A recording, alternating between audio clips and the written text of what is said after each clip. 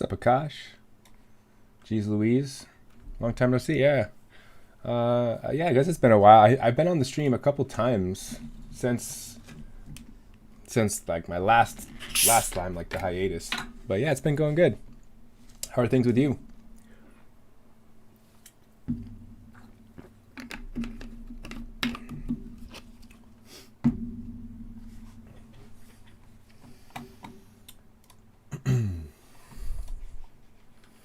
Akash, I saw your I just was about to take a look at your channel or your Discord server for your let me look at this again. I forgot what it was. It was the applied machine learning stuff, right?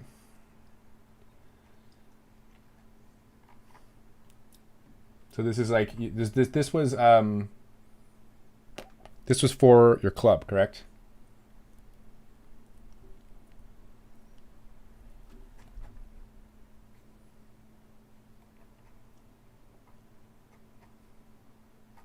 Nice.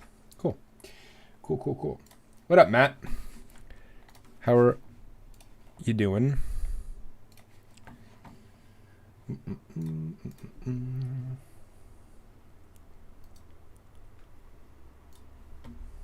Little rusty here, 1 second.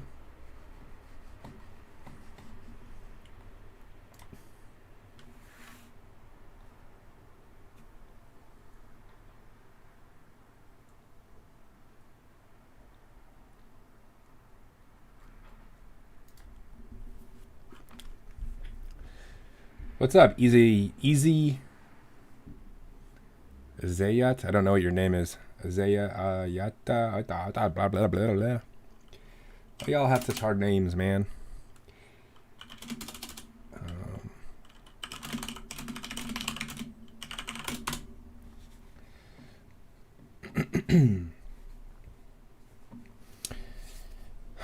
Yeah, I guess I'm kind of glad to be back in person too, geez Louise.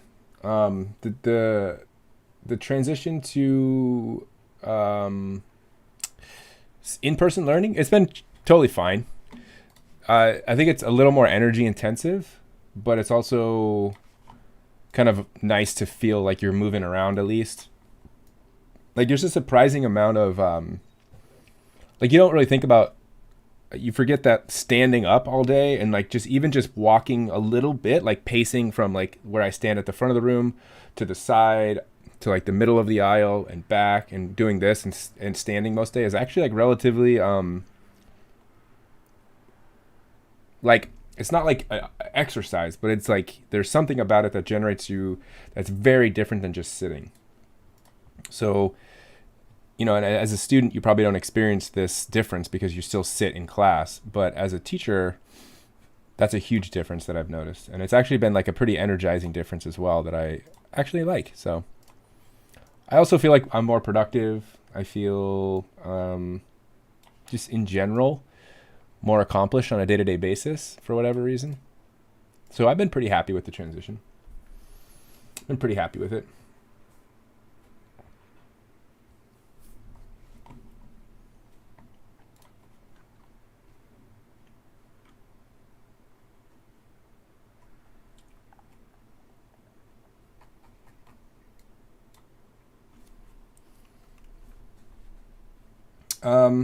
Geez Louise, how's Jameson? Jameson's good. He's almost just under 9 months old now. I put him in his crate so that he wasn't gonna bother me. I used to leave him out of his crate when I streamed, and then he started getting into stuff, so he's got to be crated up now.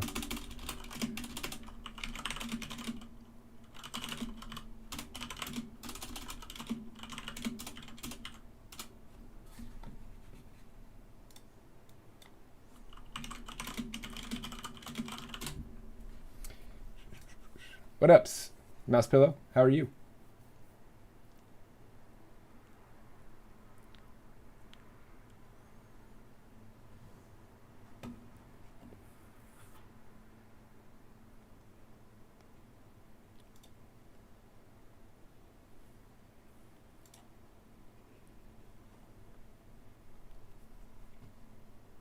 Looks like I'm dropping some frames. I'm trying to figure out why that's the case. Oh, I know why. I know why. I know why. I was dropping frames. That was issue with. I booted up my Steam and it started trying to update games. That's why. I don't think it actually is. So as far as I'm aware, I don't think streaming to two different services is any extra thing on your computer because um, it's done through a website called Restream, and you just so basically you're not streaming to two separate computers. You're only or two separate things at the same time. You're only streaming to one, and then the Restream. I'm sure that their servers are what take the load of sending it to two different to YouTube and then to Twitch. So as far as on my end, I think I just stream straight to this one service and then it splits it for me.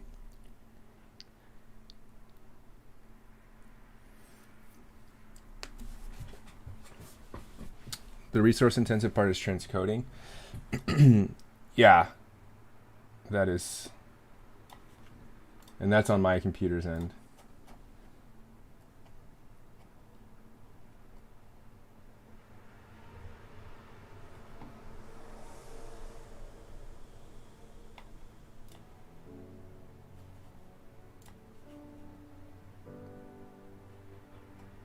Mm-hmm.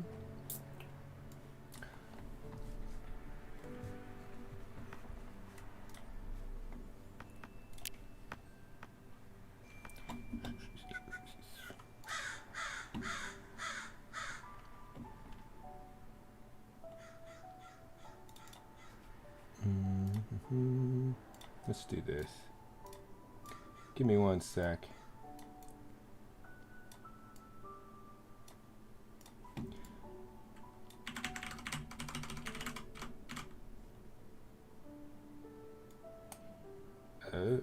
Interesting. So it's not going to fit in there.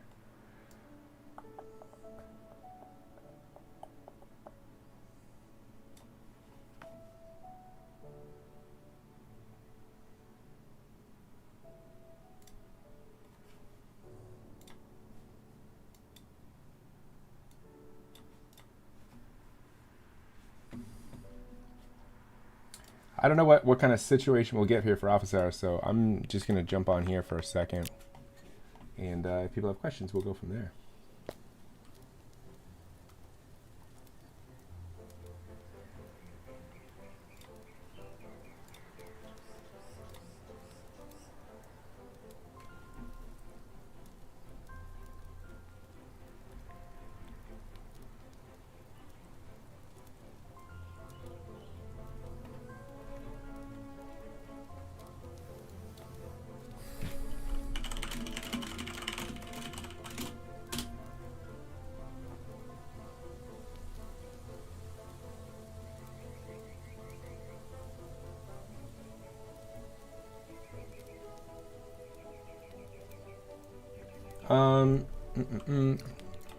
Requirements? There's not really much requirements. It's like, well, the requirements, like when you say requirements, I'm assuming you mean like what will it look like?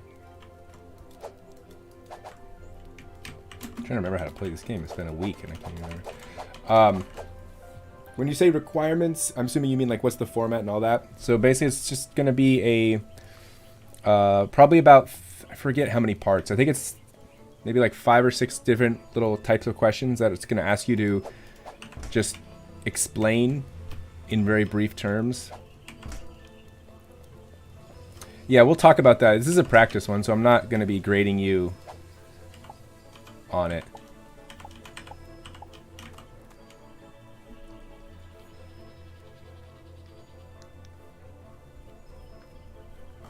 So yeah, I think it'll be easier for me to explain, Matt, in class.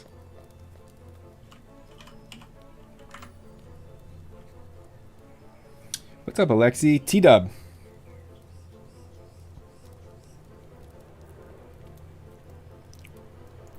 All right. Dang,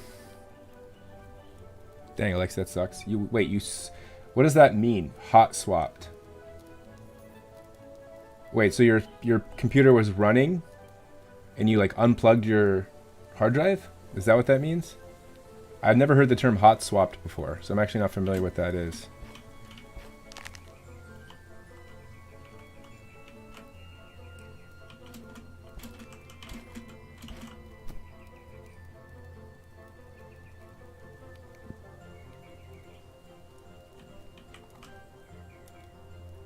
Oh, swapping it while it's running. Yeah, it's definitely not recommended.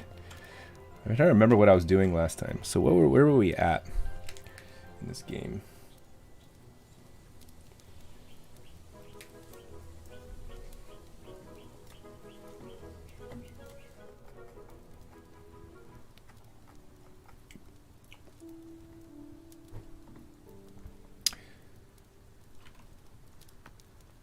So we need to grow food. We need health. So we're just trying to like keep progressing. Wool, string, fabric.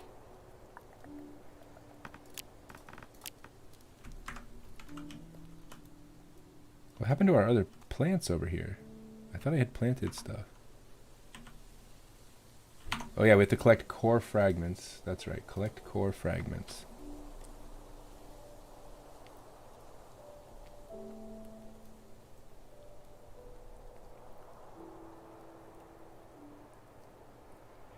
Okay, so we've got to search around for those.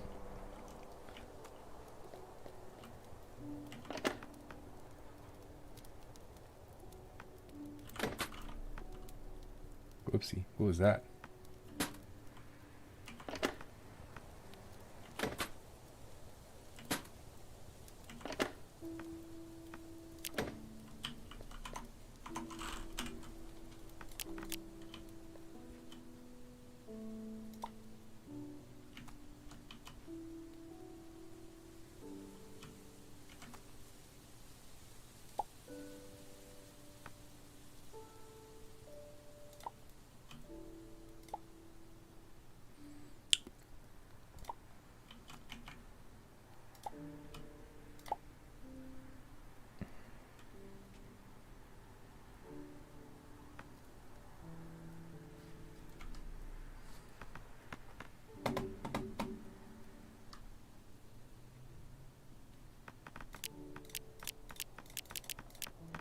Where is my watering can?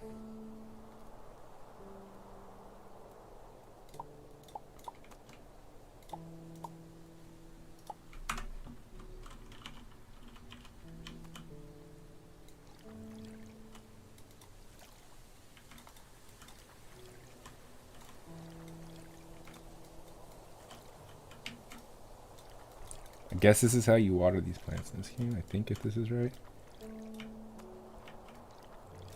Oh yeah, you can tell the dirt changes color.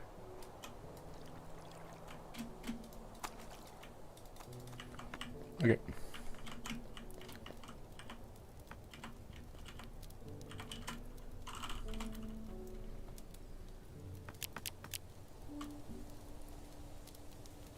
So let's see.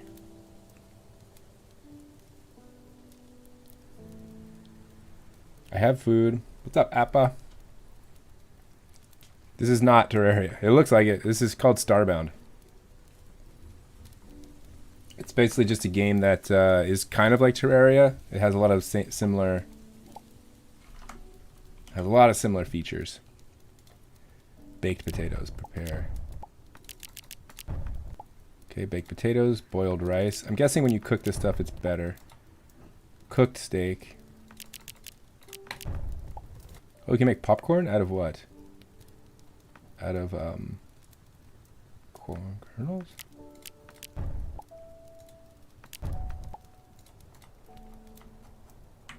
Okay, so that gives me some good stuff. Should stay fresh for a while. Should stay fresh for a while. Oh man, there's actually time frames for this.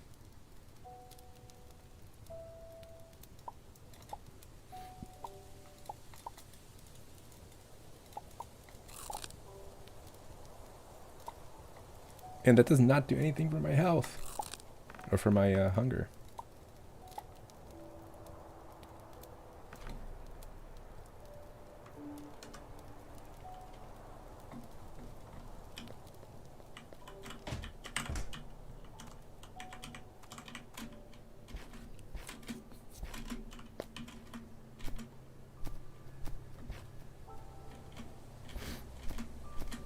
All right, let's find some of these core fragments.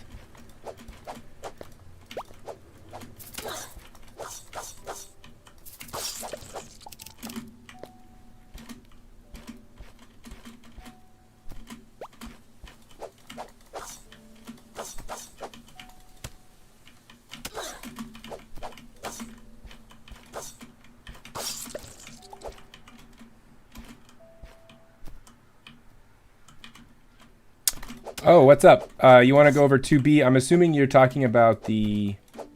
When you say 2B, are you referencing the worksheet for review or the population ecology homework that we had assigned today?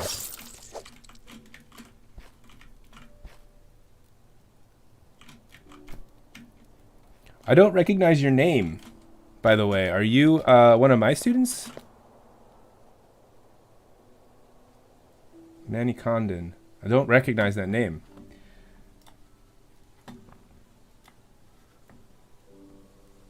Let's see.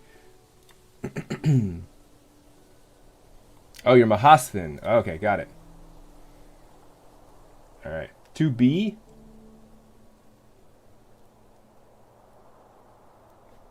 Oh, yeah. So, here, let me pull this up so we can look at it together.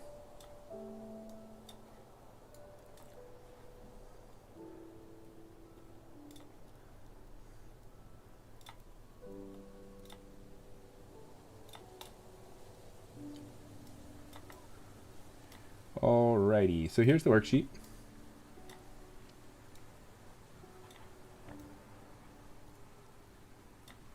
So 2B, we'll zoom in on this just a little bit. Actually, that's way too zoomed in. So 2B is this, it's essentially what 2B is asking you to do is think about like two possible outcomes for population experiencing exponential growth, right? So a population is currently going up and it's experiencing exponential growth. So what are some options for it to have happen? basically you have one option is that the population will reach its carrying capacity, right? So there's no way that populations can continue to grow exponentially. We talked about the fact that there are limiting factors in the environment, and eventually that will run into problems. So if we look at something like we'll just sort of pull up a little work here. So imagine, you've got your regular old graph, and the population is growing exponentially. At a certain point, it's going to reach its carrying capacity, right? And it could just sort of hover around its carrying capacity like that. So we'll draw like a blue line here. This is the carrying capacity, right? That's one possibility, is that it sort of levels off and reaches its carrying capacity and just sort of hangs out around its carrying capacity, right? That's like one option. Second option is the population continues to go up, and eventually what might happen is it could, and we didn't really talk about this as much in class, and I think that's why it might be harder for you, because we didn't have the textbook, and in the textbook I believe it talks about this, but the population could be going up and up and up, and then it could overshoot its carrying capacity too much and then crash, and the population can go extinct. Extinction. Oops, that C looks terrible. Extinction. So that's scenario 2. What's up, Jonathan? How are you, Jonathan? Does that make sense, my husband? It's like one of two options. The population will either taper off and reach its carrying capacity, or it will overshoot too much, right? We call this the overshooting. Overshoot. And because it overshoots too much, it uses up its resources so much that it can't recover and the population crashes. So this would be a crash.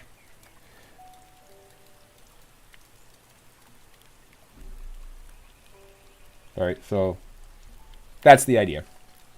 All good? Cool. All right.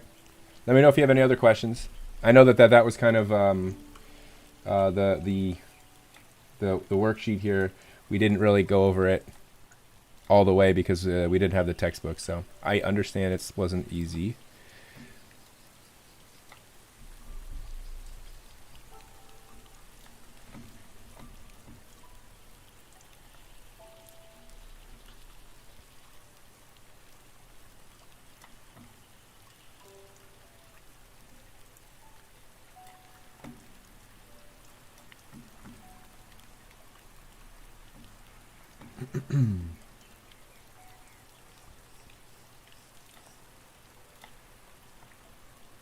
What's up, Harshal? How are you? Any questions about the quiz? Oh my God. Not good. Any questions about the quiz I could help you out with?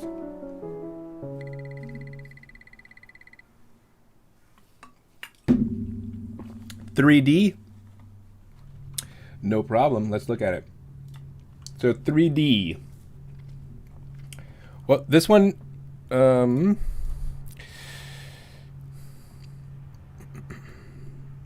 okay, so we're talking about logistic growth. In figure 5-4, why does, oh yeah, sorry, because 5-4. Yep. So you don't actually need to see the figure on this one to answer this question. Because all it's really asking is, why does a population's line become flat? That's really all it's asking, Harshal. So if I just bring up our this paint thing again, and let's just imagine, we'll just sort of quickly go back here. We'll just do a new sheet here, right? So all that figure 5.4 is really just a graph that looks like this, right? And all it's asking is, like, why does this become flat? And all it is referencing, right, is that this is its carrying capacity, And so what you're looking at here is the idea is that this is indicating that that's the most amount of organisms a population can have. So that means there's like some sort of limiting factors in the environment that prevents the population from being any larger. Right? Why? And so we can just say really just say limiting factors. That's about it. That's all we really need to say here. Right? Which could be a variety of different things, just depending on the environment. Yeah, no problem. No problem.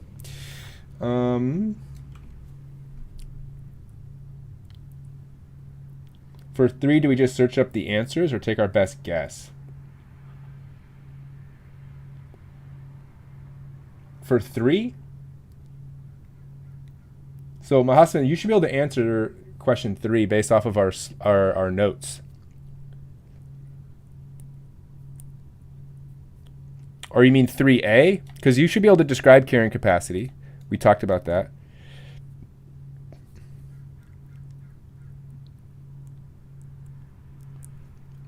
We just went over D.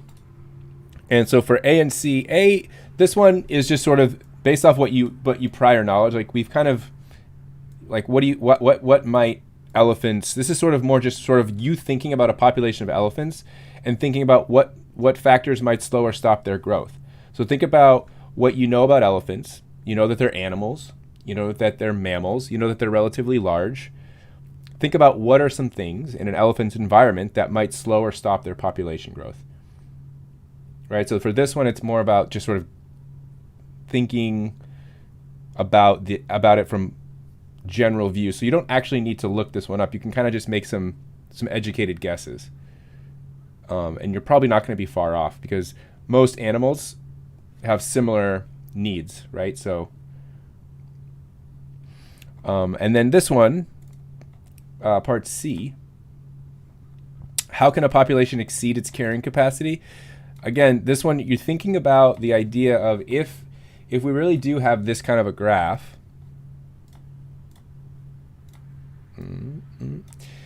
because what we've seen before, right? If I showed you the graph before, what typically happens is, let's say here's our carrying capacity, which is K for abbreviation. Oftentimes we see this, right? We see this kind of thing. So the question is like, how is this possible?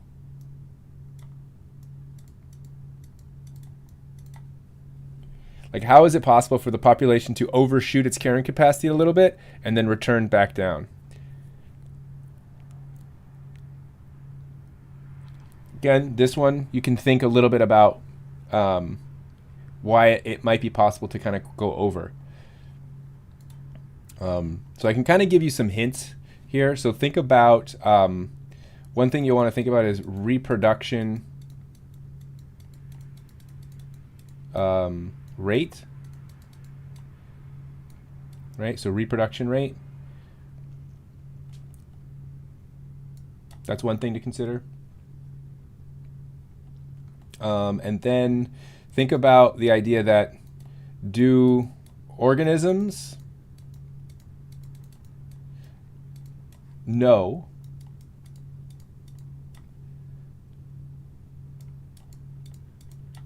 when to stop?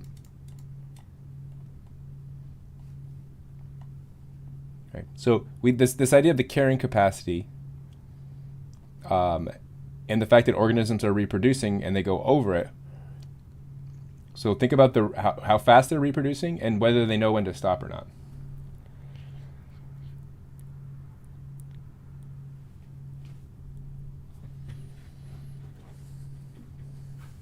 So less resources would make it so that some animals die, lack of water or food. That's true. That's why it comes down. That's why this starts to drop. Right? That's why it goes down at some point, because obviously they're using more resources than can be sustained by the environment. So some organisms die and it drops. But the question more is asking, like, how is it possible for it to go over the carrying capacity in the first place? Right? This is more what we're interested in. This part. We understand, I think, intuitively why it would go back down, because some organisms just die.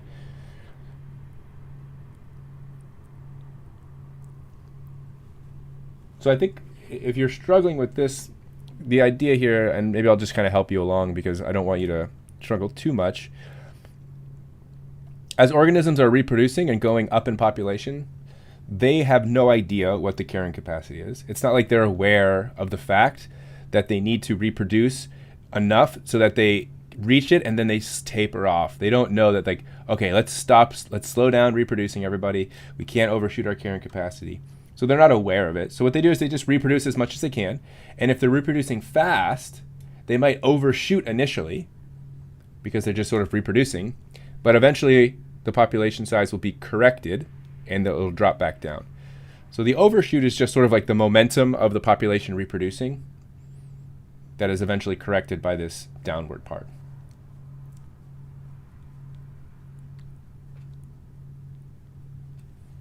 Hopefully that makes sense.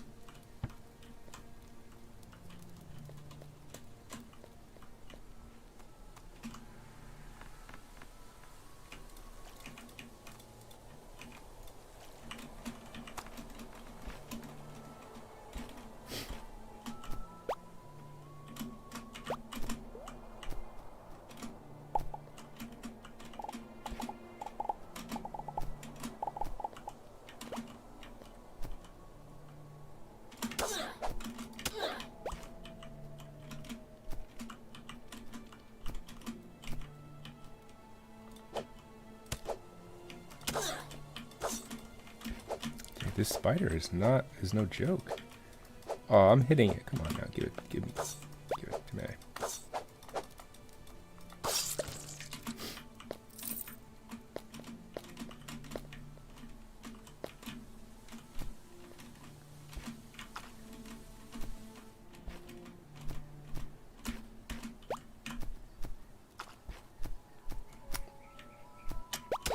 Oh jeez, I really could use some health packs before I get crazy.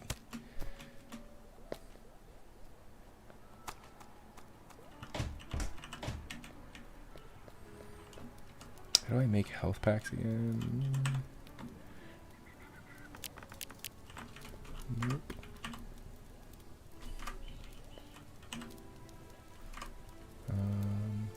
Here, where did I make these?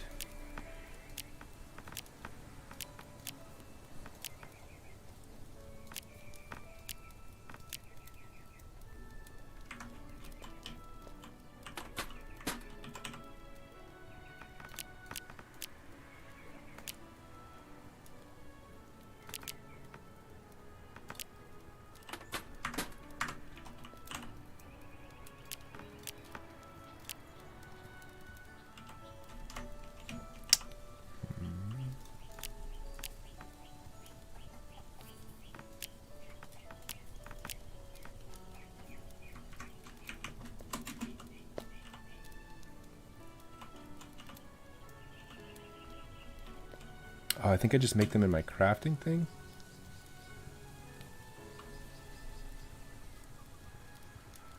Oh yeah, salve. There we go.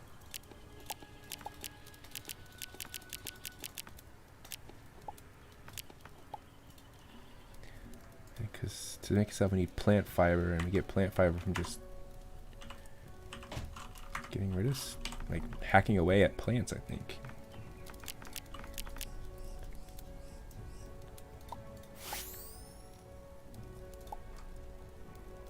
$50 health. How many health do I have?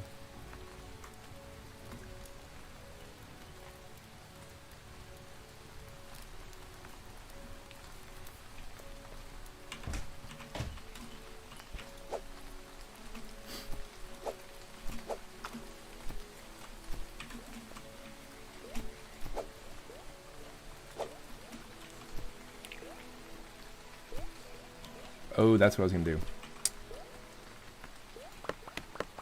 Make harpoons.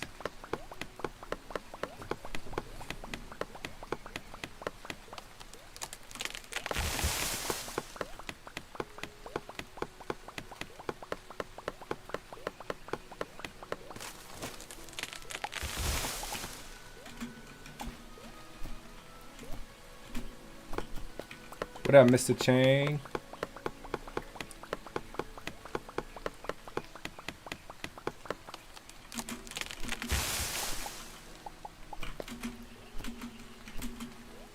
Texas is what? Texas is Central Time, right? So you're 2 hours ahead, so it's what, 9:30 there? Is that right?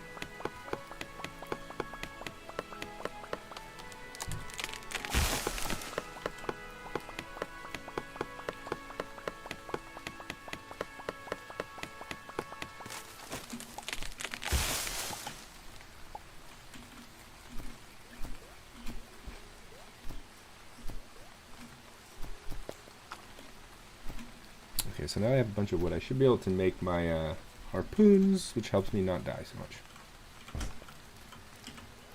21:35. Are you one of those people that likes to use the 24-hour time?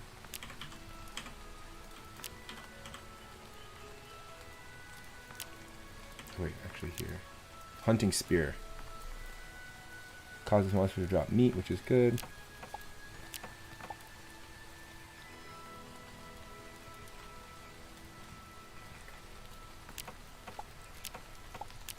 Okay, just make a bunch of these.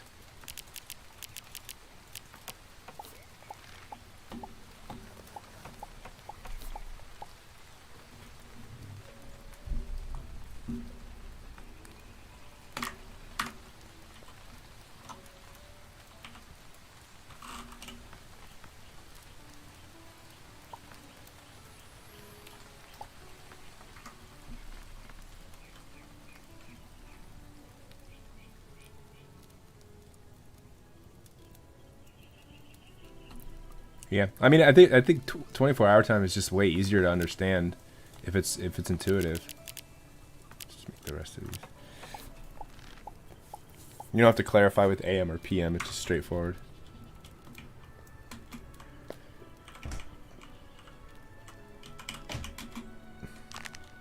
Okay, so what am I gonna do? I guess the move is to just go and hunt stuff. What up, Mahasmin? Do I play Valorant or Rocket League? I haven't played either. I've played... I mean, that's not true. I have played both, but I don't consistently play both. Jeez. Oh my gosh.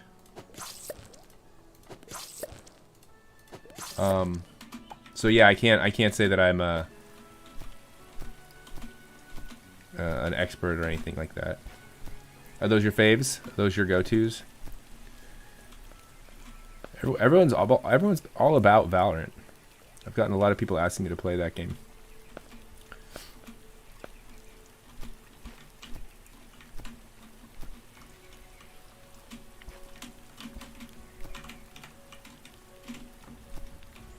This game's weird in the fact that if you don't have your mouse, the direction he's facing is the direction that your cursor is. So if it's over here, it just goes backwards. I don't think it affects your movement speed at all. It just looks goofy.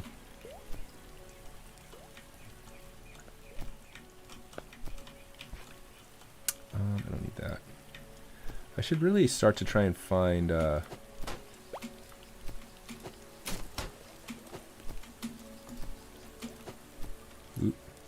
I'm going to waste these spears so quick. I should probably not use them all on these kind of enemies. If I decide to play, could you let me know? Yeah, I'll let you know. Most likely, I probably won't play them anytime soon, though, just to give you some heads up.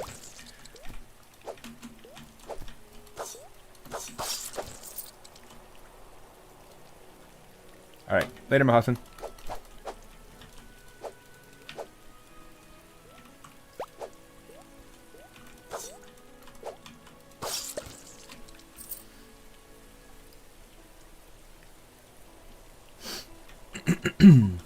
Driving through a storm? Yeah, that's not fun. That's rough. I would recommend you not do that as often as you can. I need to eat food here. Guess I'll eat this meat and see how that does me. Man, food. Steak and potatoes gets you not even full health. Seems rough. Alright, let's go down here. What's down here? I feel like there's got to be something underneath this grave.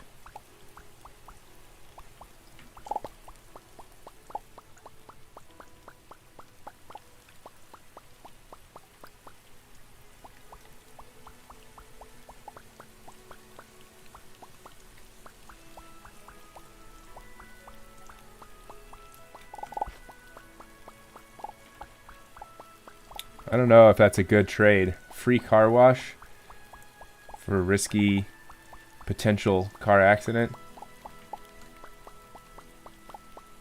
I think I'll take a dirty car. Do people drive decently in rainstorms in Texas? Because in California, because we don't get that much rain, people, it becomes like, oh, whoa, that stuff can collapse. People feel like they're driving on ice or something. People get really weird in the rain here. Is that plant fiber? Plant matter. It's the same.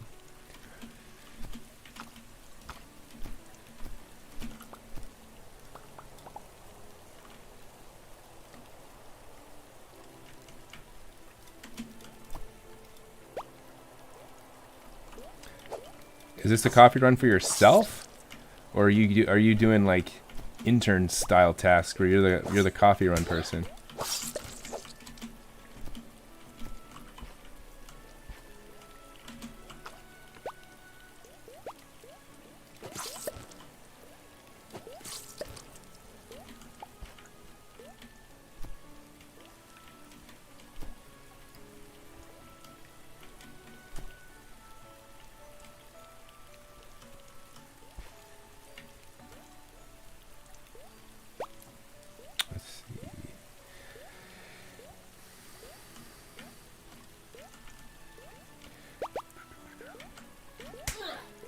Yeah, do they have any good coffee places where you're at? Like, what's your go-to there as far as, like, obviously not. I don't mean like, you know, Starbucks. Like, is there any good local coffee?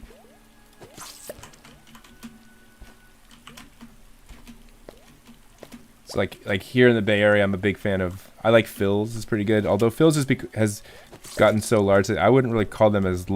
They started local, right? San Francisco based. Oh, jeez. But they're now, I think they've moved themselves all the way down to LA. So they've kind of spread out, but local enough. Oh, jeez.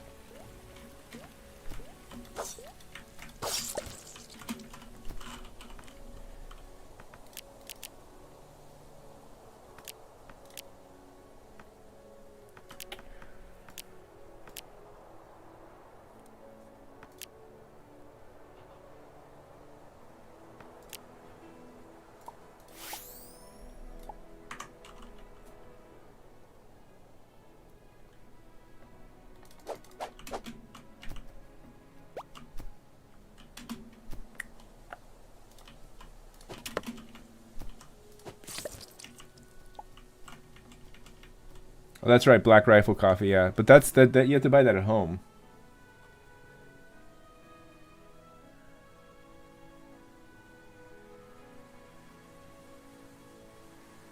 So do they have actual like places that make coffee that you can pick up? I thought it was just a I thought it was honestly just something you'd buy at a grocery store. You'd buy the beans and you'd have to, you know, brew your own at home. Maybe I'll go down here and see what's going on. Maybe there's something down here. I need to get more ore. And on top of that, look for these.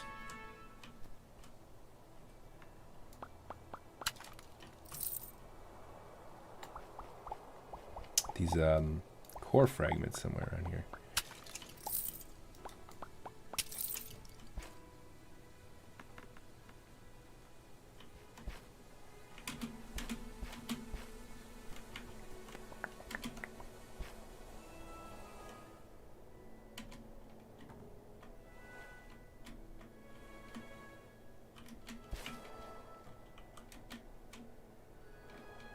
Oh, nice. That's cool. Sounds pretty nice.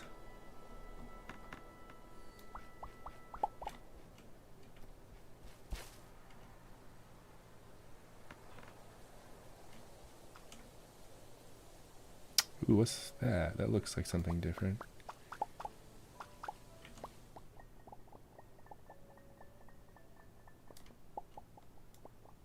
Oh, that was just... Oh, that was iron. Okay, some iron here.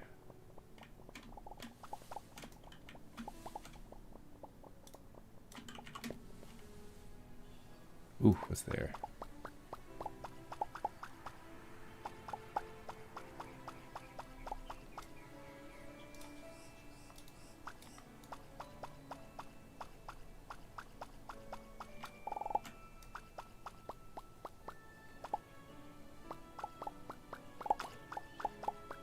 Oh yeah, here we go. Is this copper? Please tell me this is copper.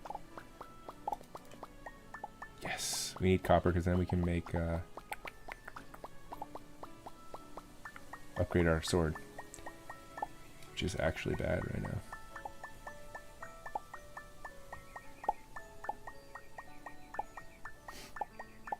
That's pretty close. It's pretty convenient.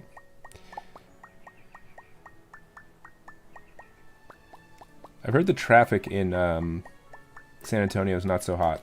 Is that true? Oh wow, I found actually more cave to explore here.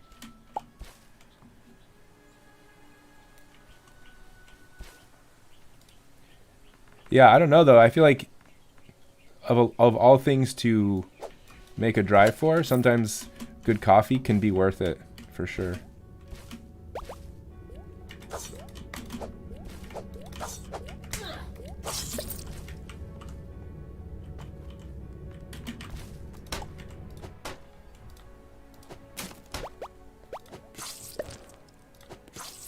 Oh, nice. I got a double hit with that spear. That was actually pretty... I didn't realize I could do that.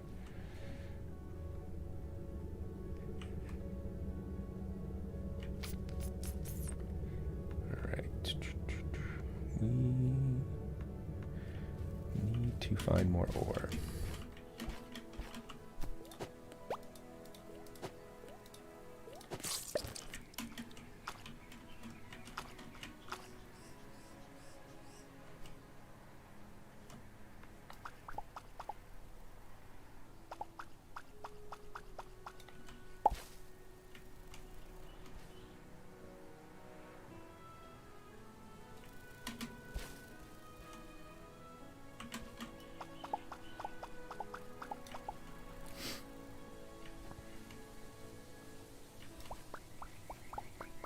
Okay, what is this? This looks like something I have not seen yet. This looks like a little vein. What is this? Silver ore. Okay, now we're getting into some real good ores. Now we're starting to find some good stuff.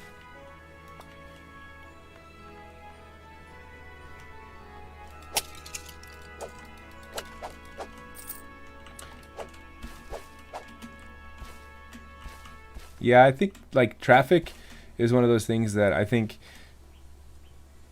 oftentimes people, in order to live in a place that's a little bit cheaper and the commute, like it can pay off for you, I think, if you do it right. But I don't know, sometimes I worry about the idea of like if people that live, you know, like an hour or more out of their way of where they work or go to school, and they do that commute and it's like traffic heavy.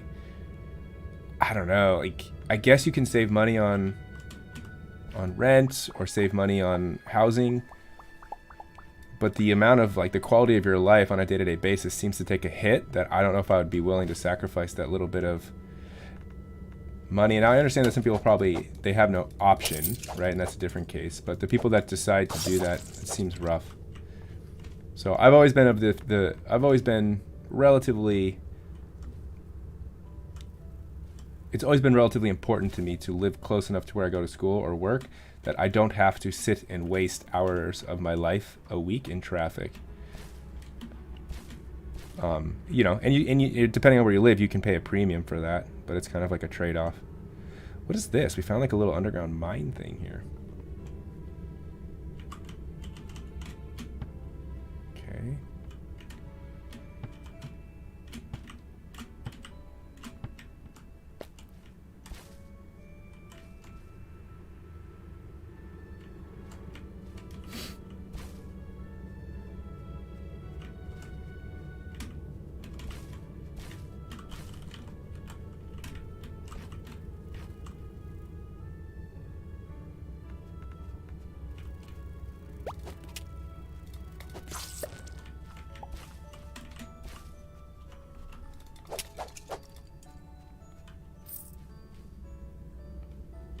Oh, nice. You posted a photo of the place?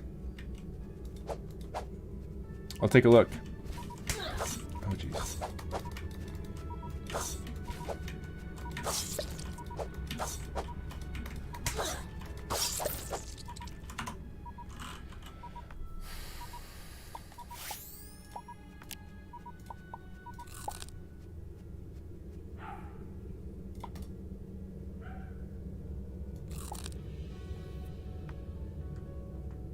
Alright, probably have to head back because I don't have any more food, really.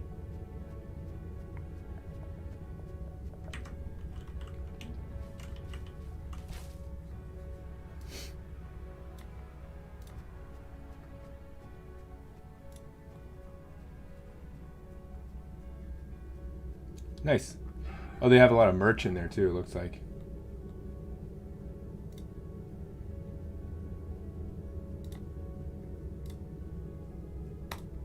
Looks pretty chill.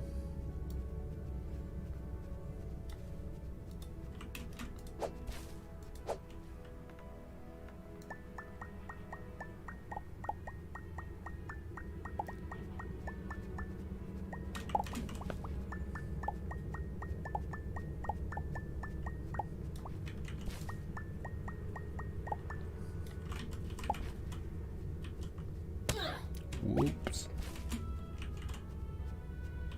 Oh my god. Oh my god. Oh lord.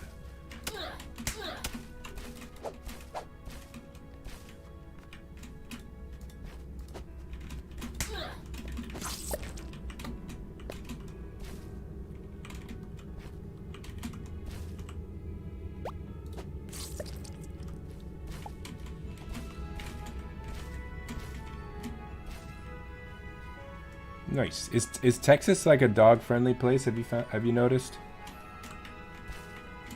I find that some cities are just like inherently more dog-friendly than others. It's interesting. Not that I've like taken a dog around to every city, but like I was in Seattle this summer with my dog, and it seemed like everywhere we went there was always people with their dogs, so felt very dog-friendly. They have like really nice dog parks there. Like a lot of restaurants just let you have your dog in there regardless of whether it's a what do they call it, service dog or not.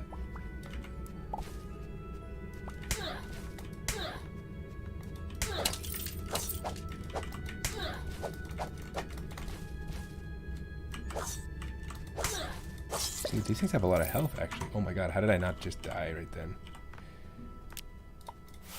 Alright, it's time to get out of here before I actually die.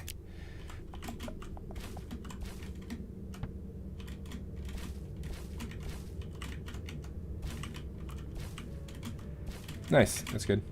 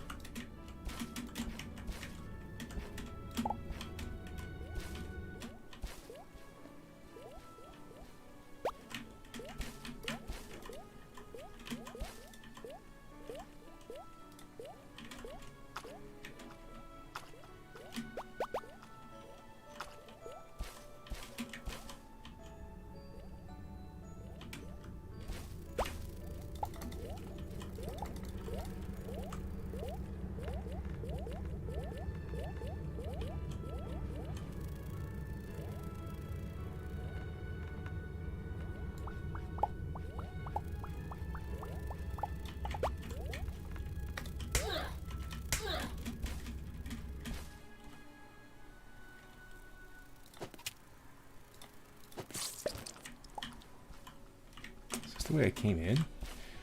I'm kind of lost down here. I don't know if this game has a map or not.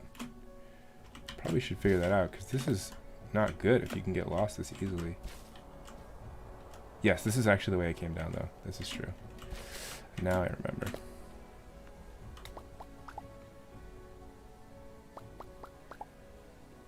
Yeah, that's a good, it's a safe rule to not do that. I find that people can sometimes be, yeah, it's very iffy bringing your dog. Just, you never know. But I've never had an issue bringing my dog somewhere that has, as long as it's outdoor seating. I've never had any place say you can't have your dog here, even if it's, you know, as long as it's outdoors. So I've never had that come up. I'm sure there are places that would sort of be like that, but I have not had that experience. So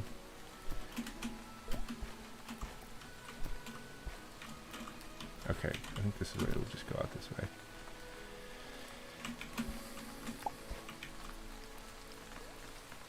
How old is your dog? I think I asked this before, but I kind of forgot. Double digits, right, in terms of its age. All right, now I might die. This is actually really bad.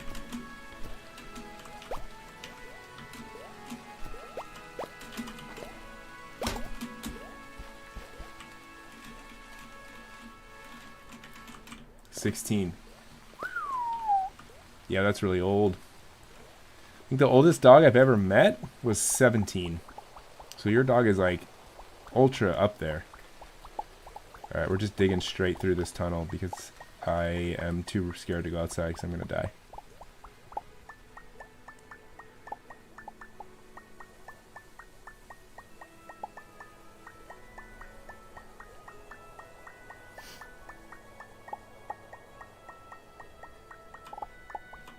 What up, Zenda?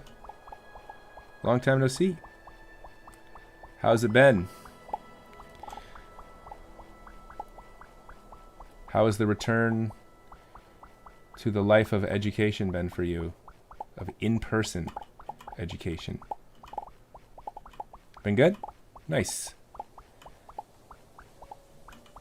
Oh, you haven't started yet? When do you start? I guess it's still early. It's September? Yeah, I guess it's still early. Probably September, mid-September is my guess. Mid to late September. September 23rd. Makes sense.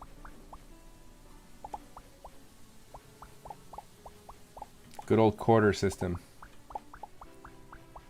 Do you like quarter? Or would you have preferred semester?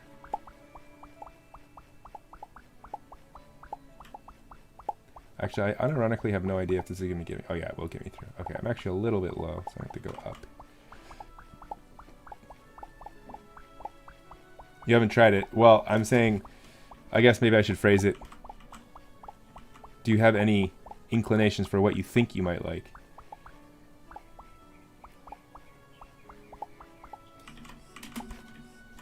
Because I know some people that have like relatively strong opinions on a quarter versus semester. And I wasn't sure if you were one of those peeps.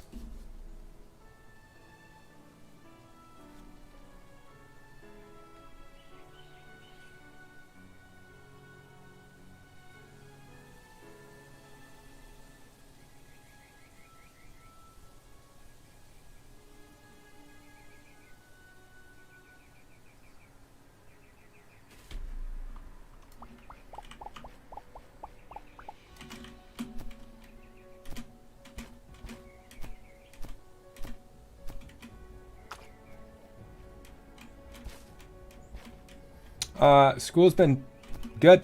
Yeah, we're almost done with our third week here, so things have kind of flown by pretty good. I like being back in person more than I thought I would. I thought I would be the kind of person who was like, you know what, I actually am like totally chill with online, and like from a personal perspective, I think it's probably better for overall student learning to be in person. You know, you like when you're in class, you kind of engage more, less distractions. You have people you can talk to and discuss. Things are a little better that way. But like from a selfish like point of view of myself, I thought like, oh, probably easier. My life would be easier just to be at home and sit at my computer for time. I don't have to commute and stuff. Now, obviously, the commute part's not great, but I don't have that big of a commute anyway, so I'm actually kind of totally fine. And I like kind of moving around and like being in the room with other people. So it's all good. It's all good, man.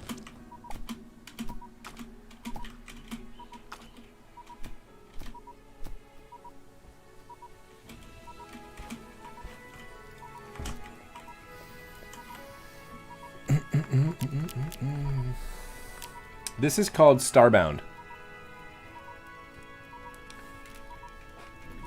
Yeah, it's basically Terraria, but the difference is that it's in space, kind of. You land on planets, and you kind of develop them. But yeah, it's got that Terraria vibe, to be sure. Alright, I gotta make some food here because I'm starved. Cooked poultry. Baked potato.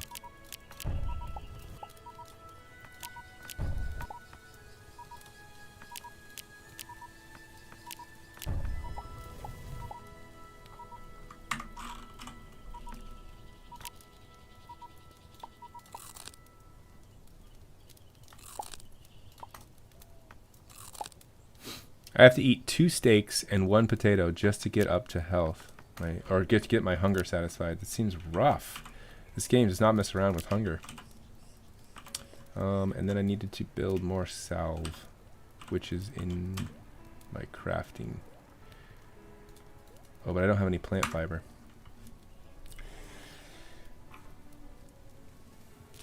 Okay.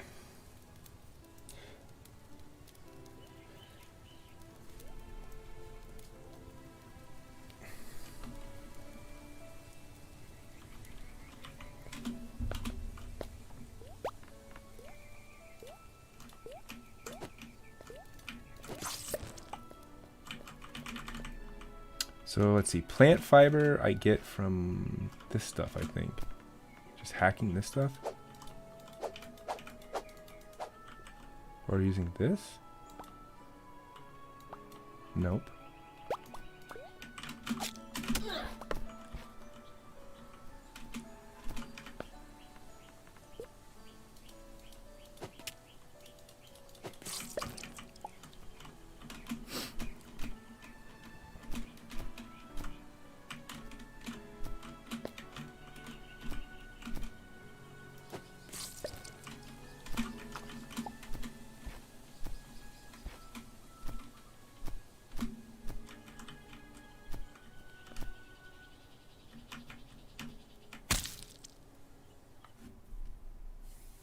Jeez.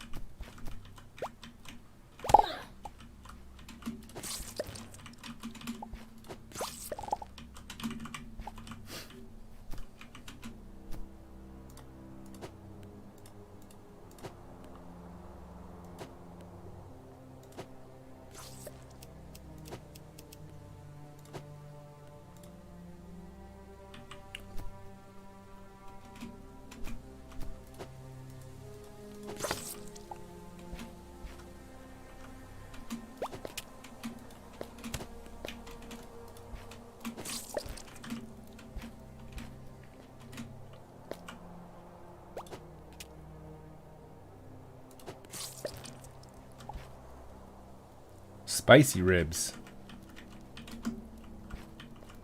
That better help me help my health out.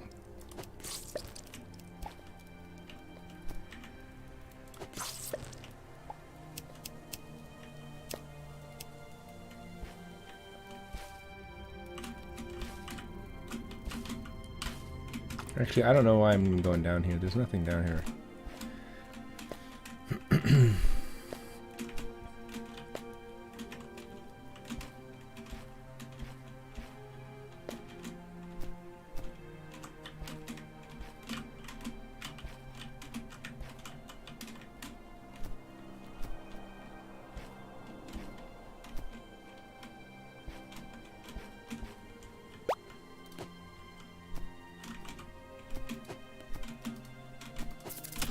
Whoa.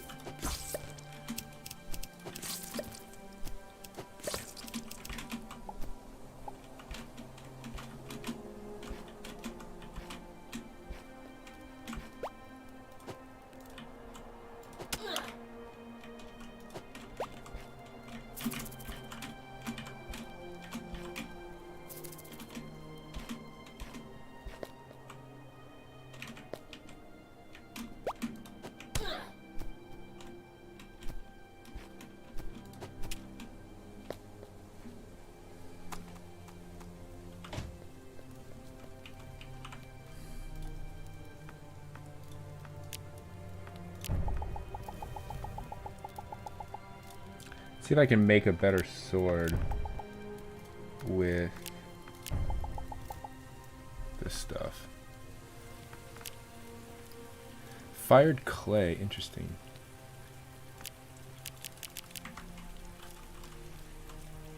So, do I make that here? No. Where's the weapons made? No.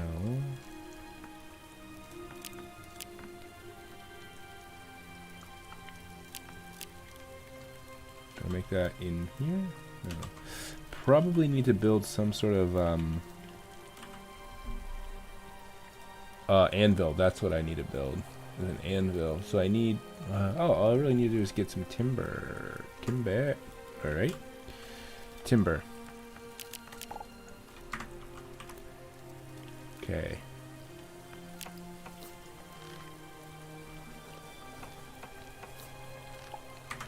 Anvil, and we'll put the anvil, I guess, right over here.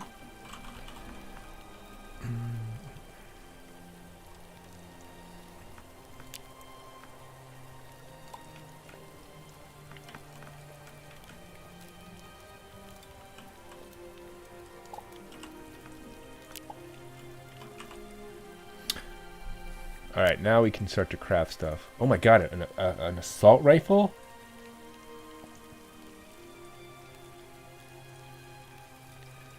I didn't realize this game was gonna have, like, guns. What the heck?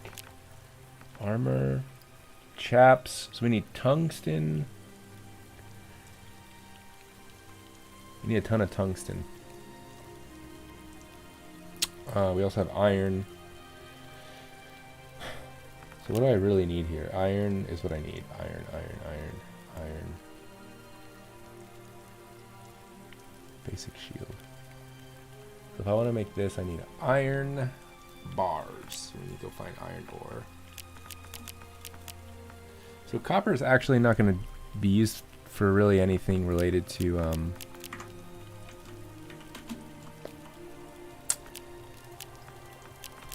weapons.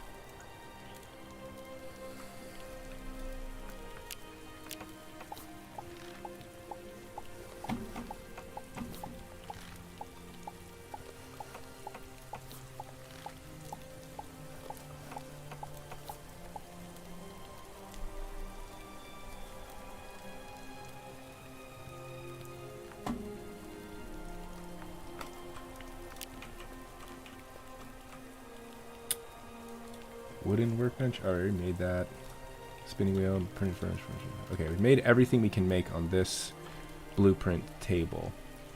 And then we have to upgrade it to get better stuff. So at this point, we've kind of maxed out our tech here.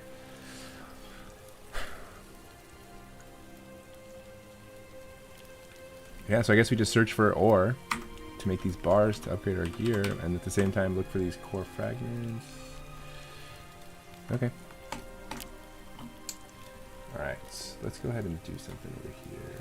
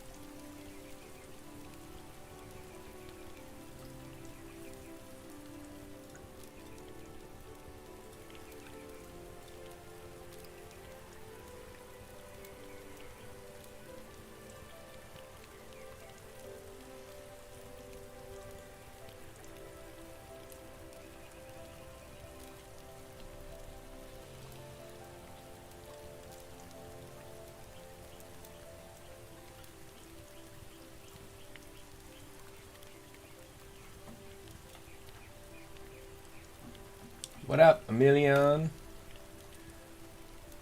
What up, 1 in a million? How goes your astronomy situation? How goes your stargazing? I'm playing a game called Starbound. Although I am trying to find something here on my other screen really quickly while... Let's see.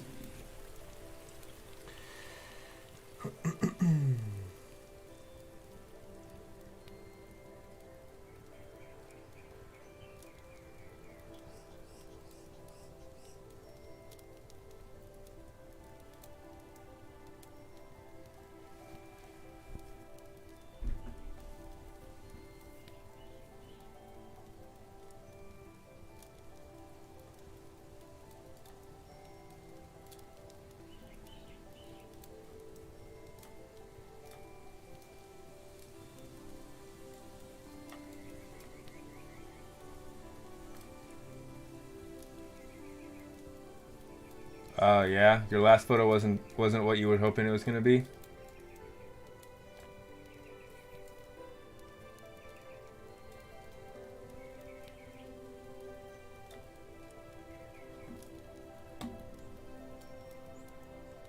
That's a bum. That's a bummer. But you know, that's life, right? You win some, you lose some.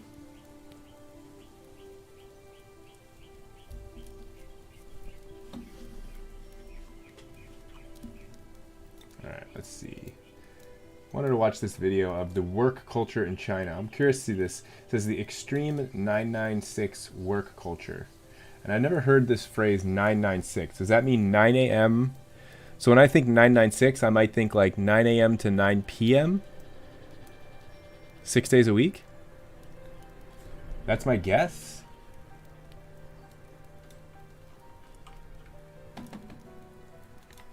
"996" is a phrase used to describe the routine of working from 9 a.m. to 9 p.m., 6 days a week. This kind of... Yep, 9 a.m. to 9 p.m., 6 days a week. That's a rough schedule. 9 a.m. to 9 p.m. 9 a.m. That's 12 hours a day times 6. Oh my god. Oh, you did? Okay, let me see. What's up, Ashi? Yeah, 72 hours a week is like almost twice the amount that like of a normal work week. What's so bad about that? You don't think that's a good pick?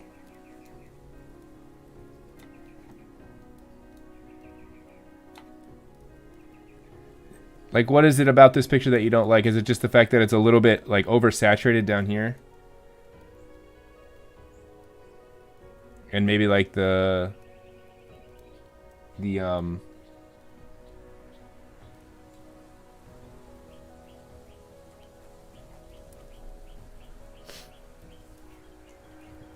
it's noisy, yeah. Dust circle around everywhere. Yeah, there is a lot of noise down here on the tree line and the mountain, for sure. Right corner, you're saying there's a... If you look in the corner, right corner... Is it just because there's like not a lot of contrast between like the darks and lights up here?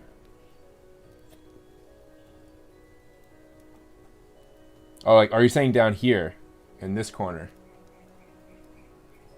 Yeah, again, I'm not an expert at astrophotography either, so if I saw this, I would say it looks okay. Like, it doesn't look terrible. I would say it's not as like crisp as some things I've seen. But then again, if we're like an amateur astrophotographer, it's like it doesn't seem bad. But you know, we're always more critical of our own work, right, than we are of others. So.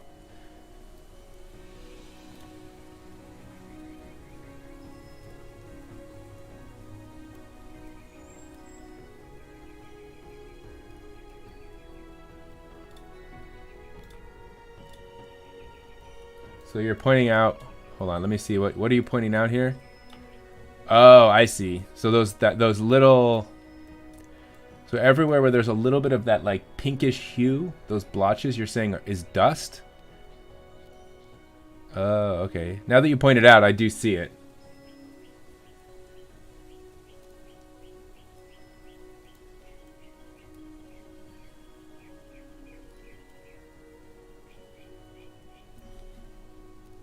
Some issue, so it's a lens issue. Okay, yeah. All right, I see it. Yeah, I guess that's fair if you're like looking at it like pretty critically. Yeah.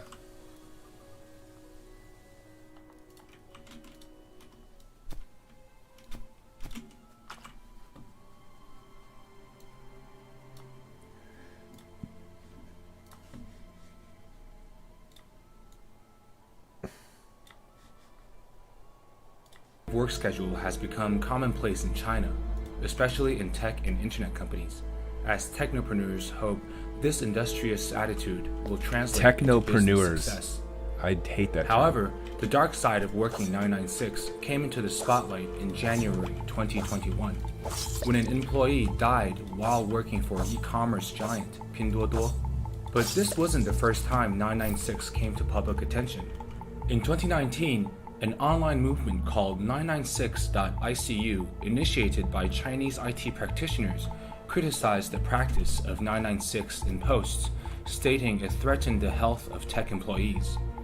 These posts. Well, yeah, I mean, if you're working 72 hours a week, it's not good for your health. I don't think that's that. However, many, like Nicole, still cannot escape the grind. Like, it's not that. Like, that's not that surprising. Kind of understand that.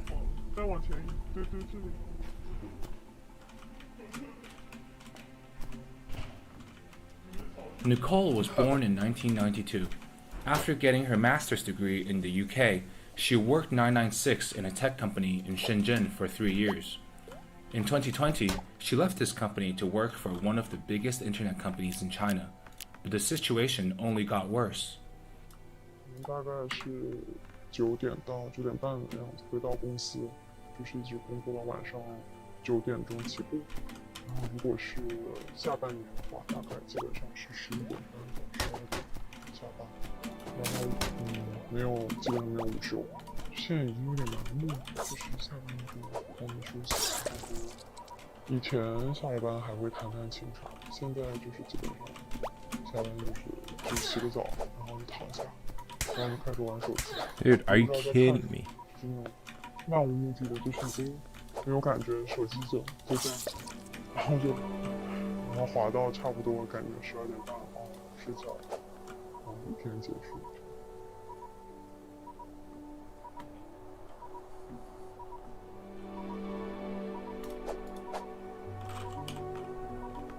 It was really hard to make an appointment with Nicole due to her packed schedule. She ran 1.5 hours late from a business trip in Shanghai, so we had to catch her on a train ride home. 今天我们开了一个比较长的会， We had a long meeting today. The schedule was supposed to be from 3 to 6 p.m. 下午3点到6点， Sorry, I know that you can't read the 开 subs. 开了差不多1个半小时，多了1个半小时吧。 Neither can I when I'm distracted. Sorry.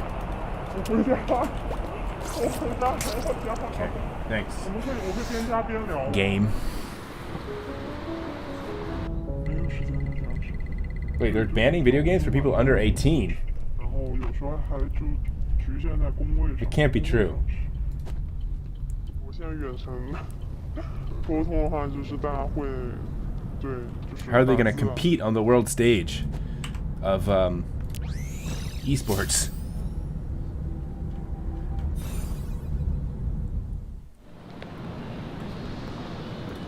All right, let's look it up. Video games banned in China for under 18.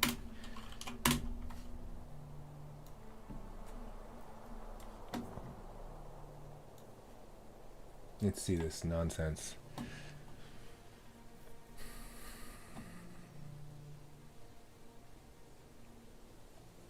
CNBC, ABC, Wall Street Journal, Reuters, Ars Technica, Washington Post, BBC, Guardian. Everyone's all over it. Let's see here. Let's go and look at an article. Let's see. What do I like? I like BBC. This is 2019, though. This is not what we need. WAPO. Let's just go Reuters. It's pronounced Reuters, right? How do you pronounce this? 3 hours a week. Playtime's over for China's young video gamers. Reuters. Yeah, Reuters. Reuters? Reuters? I've never heard anyone say it, actually, so I've always just... Alright. How do you pronounce... Maybe you might be right. Reuters. Oh! Reuters. Reuters. Reuters. Reuters. Reuters. Reuters. Reuters. So, Ashi, just because everyone does something doesn't mean that they're right. I think it's a lesson to learn.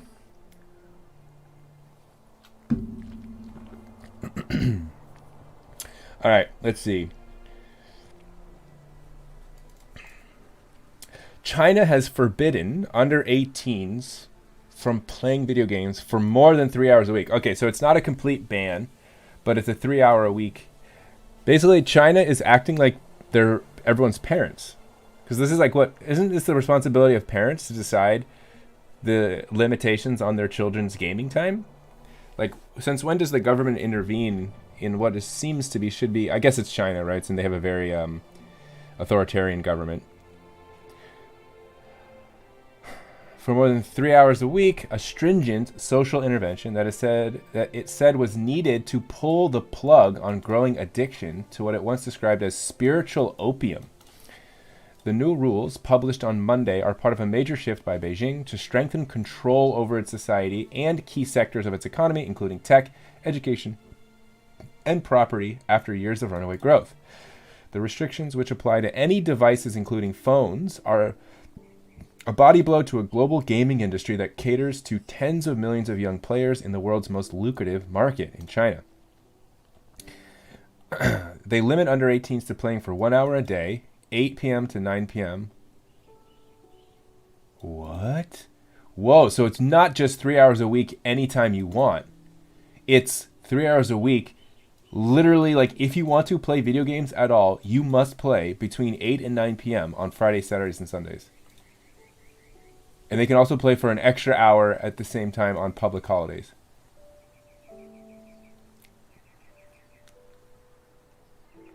Okay, let's just see how this is going to play out. if they literally say that everyone who wants to play video games that's under 18 has to play between these hours on these days, the bandwidth spike is going to be insane. If you force everyone to play at the exact same time, connectivity, I would imagine servers are going to be inundated with requests at that time. So like how the servers aren't going to be able to handle that load.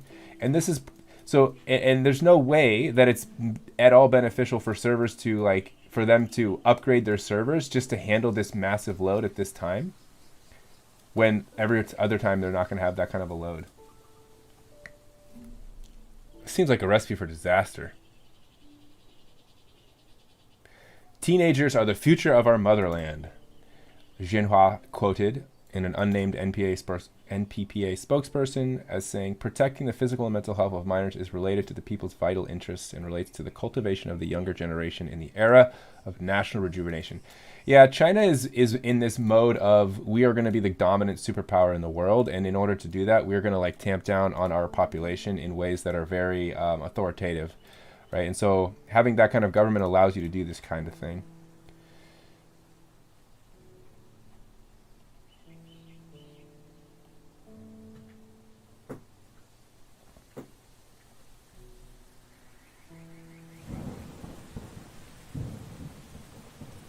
Yeah, that's a good point, Ashi. I don't know, like, how are they going to enforce this?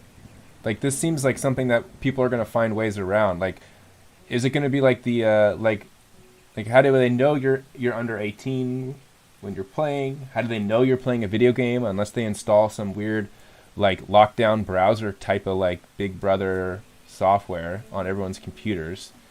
Like, it seems pretty hard to enforce. Gaming companies will be barred from providing services to minors in any form outside. Oh, wow. So they're going at the gaming companies. So they're not going to regulate it at the level of the user. They're going to regulate it at the level of the gaming provider. So they're basically going to go to gaming companies and say, if you allow people under 18 to be playing your game at this time, you're going to get fined, or you're going to be like, we're going to come down on you.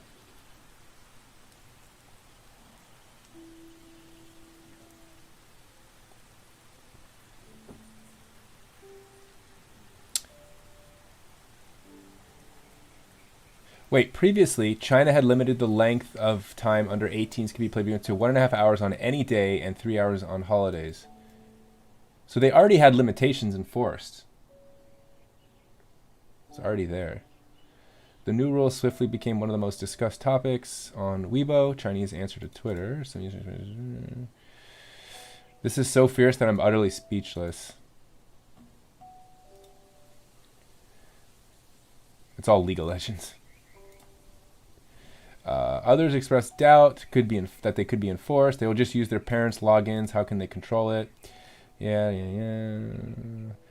Shares in Amsterdam-listed tech investment company Prosus, which holds 29% stake in Chinese social media and video game group Tencent, were down 1.5%, while European gaming stocks fell over 2%.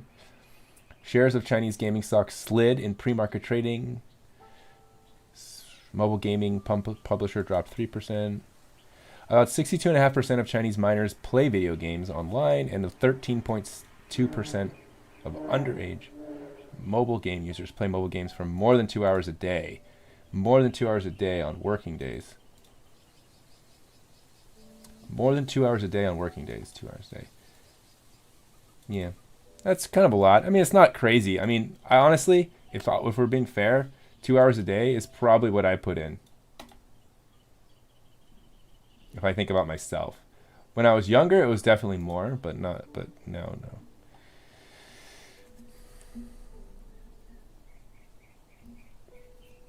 Yeah, crazy. Yeah, that's pretty interesting. Thanks a million for that. I didn't realize that. I didn't even know China had bans on it like that.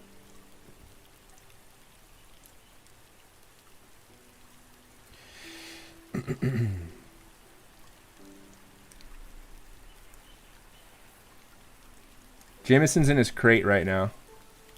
He got in trouble for chewing up. He got into a pen and chewed up a pen and stained our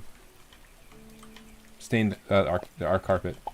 there's like a big black blotch on our carpet now, and that's just not something that I'm okay with. So he's in his crate when I'm not able to pay attention to him. He hasn't shown that he's a responsible adult yet. He's still a puppy, I guess. He's technically still a puppy because he's 9 months.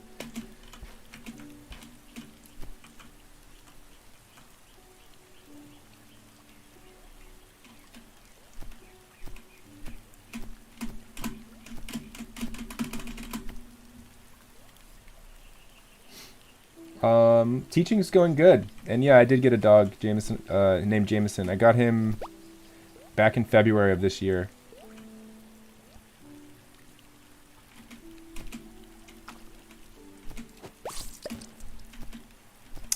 Teaching's good, all good. How are you? Wait, are you taking classes right now, Emilian? What are you up to? I forgot. Cotton wool, no, I don't need string. What I need to do is make food.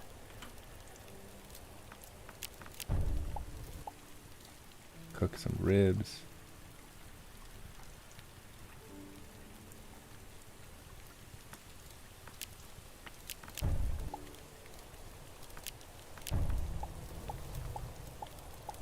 Oh, you're only in 11th grade. Amelia, I'm sorry. Like I lose track sometimes of when I had certain people. Like, so I thought you had already graduated. So that's why I was asking. So yeah, if you're still in 11th grade, then obviously you're taking classes, unless you dropped out of high school, which would be unfortunate.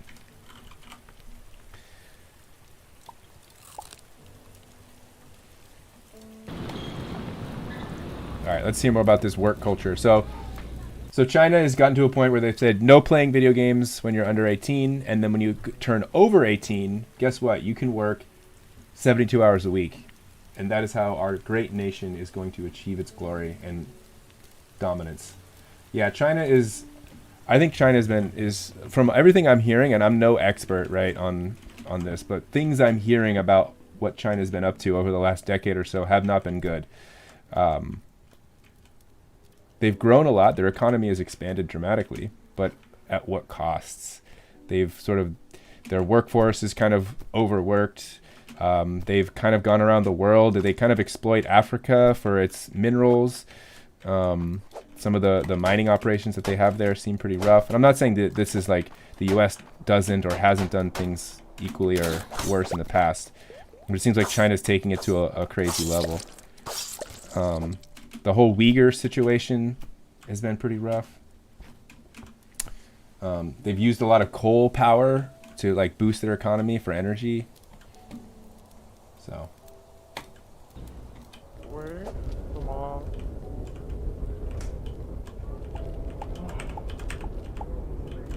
你先睡吧。因为可能本身这个行业的变化比较快，所以面试的时候，和你进来以后，就是完全可能会不一样。这一点是没有太想到的，因为之前也没有说过。 If this is going to be 处理一些物质这件事情， all subtitles, it's going to be hard to see. 哦，还是比较辛苦。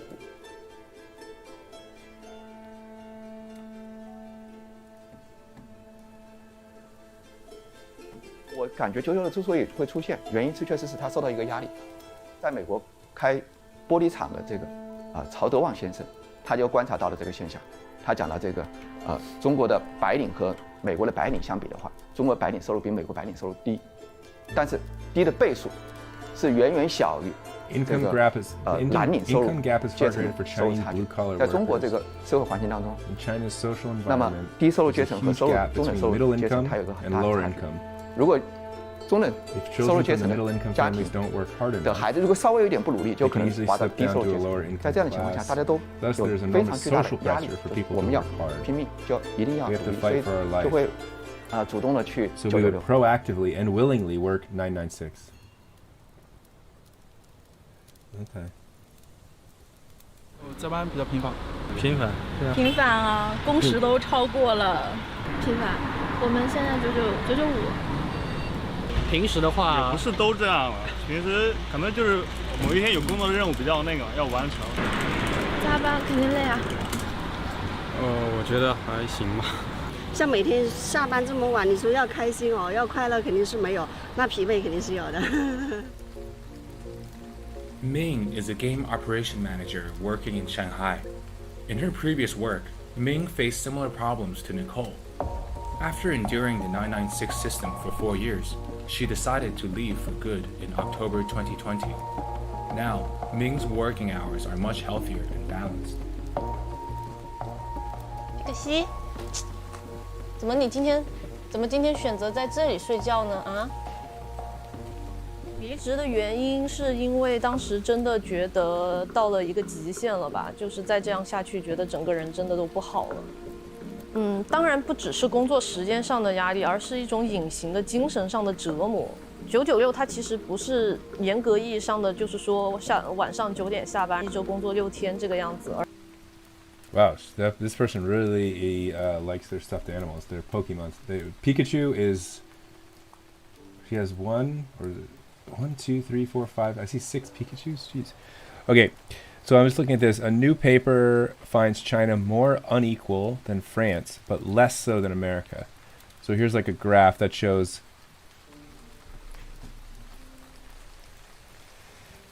This shows income share of the bottom 50%. So the bottom 50% of the population in France has about 22% of the income. The bottom 50% of China has only 15% of the income, and the bottom 50% in the US has 13% of the income.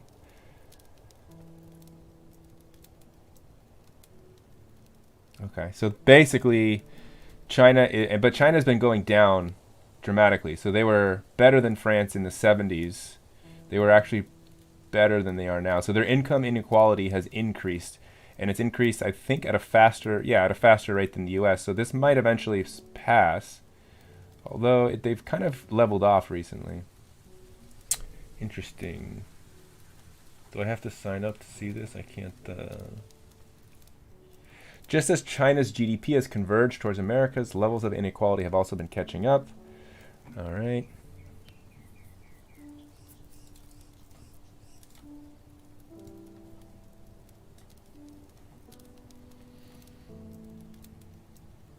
Income inequality is growing fast in China and making it look more like the US.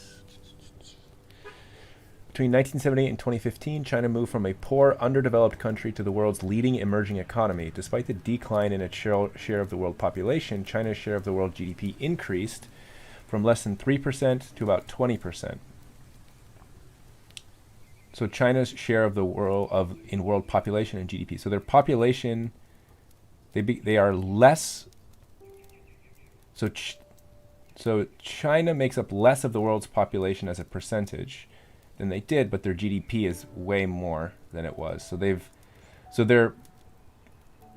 GDP per capita has skyrocketed, basically. The rise of per adult real national income. Wealth accumulation. Net national wealth. So private wealth. So it looks to me like public wealth, governmental wealth has stayed about the same in China, whereas their private wealth has gone up dramatically. The rise of private property. So we're seeing more private property in China. Income inequality. By combining recently released tax statistics on high-income individuals with household surveys and national account data, we can provide new estimates of income inequality. To our knowledge, this represents the first attempt to use tax data on high earners to correct inequality statistics in China. Previous work on income inequality was almost entirely based on surveys. Okay, so this is using tax data as well, so maybe more accurate. Income inequality in China. So the top 10% has seen an increase in their share of wealth, although it's leveling off. So, whereas the bottom 50% has seen a decrease. Okay. Bottom 50% versus top 1%. Yeah, top 1% up, bottom 50% down. So they're at a point now where about the top 1% have as much of the income share as the bottom 50%.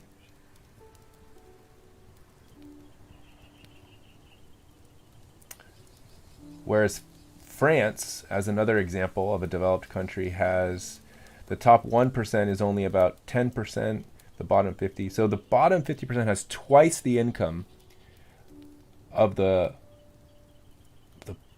top 1%, whereas in China it's equal. So the income inequality is dramatically more in China than France. And in the United States, I think it's closer to China. Okay, cool. All right. That's all I cared to know about. So so the income inequality is about the same in China as it is in the US now. Got it.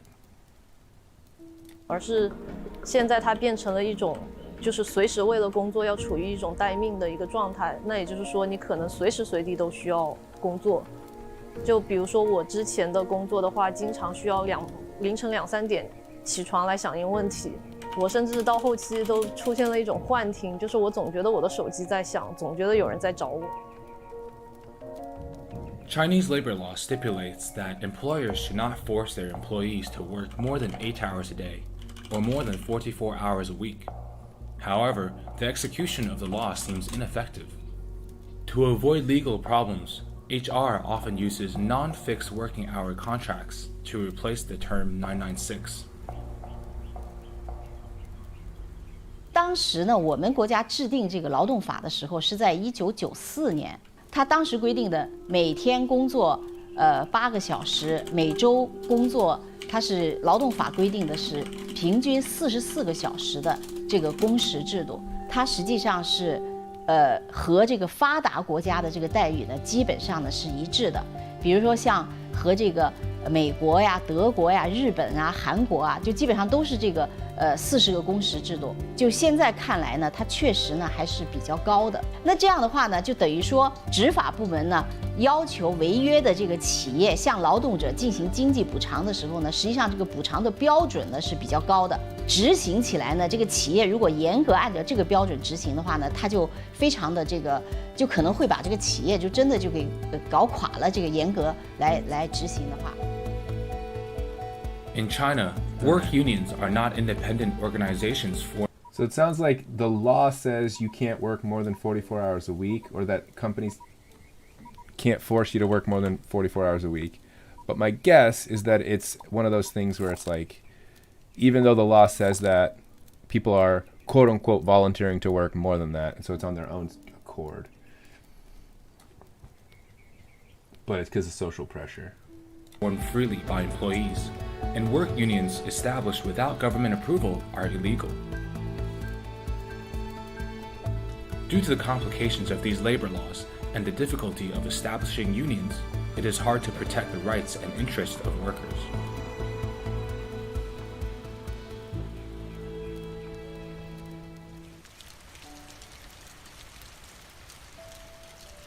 最忙的那段时间，我不是我去急诊去了4次，然后一次是心脏不太舒服，就我可能，就是可能需要就是比较稳定的，比如说每个月我需要有一些income。觉得如果是按照正常的 path 来说 I'm just gonna try digging down because I don't know what the strat is here for mining. Let's just go down. Oh, Jesus. 所有人都那么幸运，就是我的工作内容是跟我自己想做的事情是就100%一致。那你肯定会有一些不适应的地方，但是作为你确实你要生活呀，所以你要工作。We did not finish the philosophy 什么 2在 video. 支撑着我呀？第一，首先肯定还是比较高的薪资。因为确实就是如果换工作的话，没有其他的工作能给到现在这样的待遇。然后第二就是因为周围的人都在跟我过一样的生活，就是会有一种不甘心吧，就是别人既然都能撑下来了，那我为什么不可以？我现在已经想开了，就是我要让自己过得快乐。就以这个为目的的话，那我觉得我之前的生活方式确实没有办法做到快乐，所以我决定还是对自己好一点。Ming now has a better work-life balance. She works from 10 a.m. to 7 p.m. with a 2-hour lunch break, 5 days a week.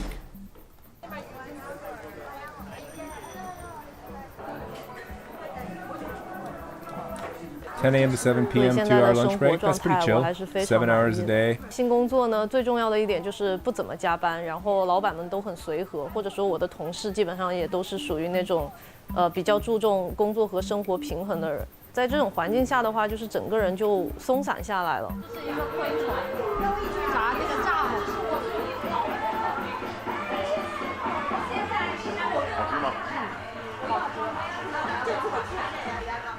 In a snub to China's rat race and expectation to work long hours, Generation Z are calling on their peers to start slacking off, or as they have dubbed it, 摸鱼, or touching fish. Touching This fish. philosophy of touching fish is borrowed from a Chinese proverb which states, muddy waters make it easy to catch fish. It means that people should take advantage of a crisis to chase personal gains. 如果当前没有其他紧急的事儿的时候，就会下楼跟同事摸个鱼，然后顺便买个咖啡啊什么的，看看外面的风景。你当然也不敢离开工位太久了呀，万一老板要找你找不到人怎么办？倒不如说是摸鱼，应该算是打工人仅有的乐趣了，就真的靠偶尔间歇性的摸鱼撑过这一整天。 While many have critical opinions against 996, some see it as an inevitable sacrifice for success in China. In a post on Alibaba's WeChat account, leading tech titan Jack Ma famously stated, "I personally think that being able to work 996 is a huge blessing." In another post on Weibo, he also wrote that he won't defend 996, but he salutes those who are willing to work hard to improve All their right, Emilian. livelihoods. Go get your homework Li done. Yuan Thanks for works stopping in in. a web media Always nice company to see in you. Beijing as a manager, leading a team of 20 people. She believes that if you feel there's no way to escape, you should work harder instead of complaining. 从某种角度上来说是难以避免的，就是你不做，总有人来做。然后从公司的角度其实来说也是一样的，你不加班，然后其他的公司都在加班，然后你公司的成本就会提高，你的效率就会降低，然后你就会被别人赶超。有些时候可能未必是我们主动去选择的一件事情，而是说因为你身边的人都在往前跑，你就不敢停下来。哪怕我换一个工作，换一个地方，可能依然是这样的结果，也许还没有现在得到的回报高。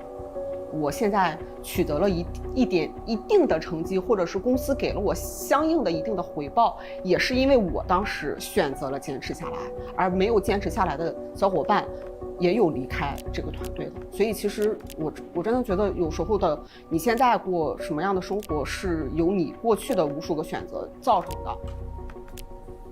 我觉得大家可能都是被动的陷入了这个996的一个怪圈里面，因为就首先有一点就是其他人都在996，你不可能不996，因为你不想成为那个异类，或者是老板眼中那个表现不好的、喜欢偷懒的人。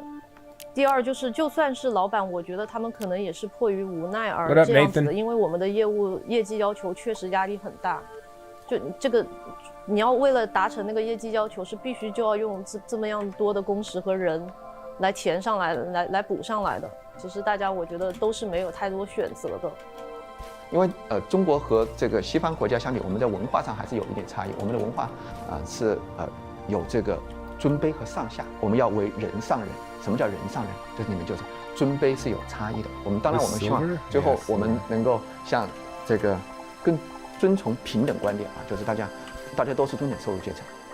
这个必然的并不一定是合理的，也不一定是合法的。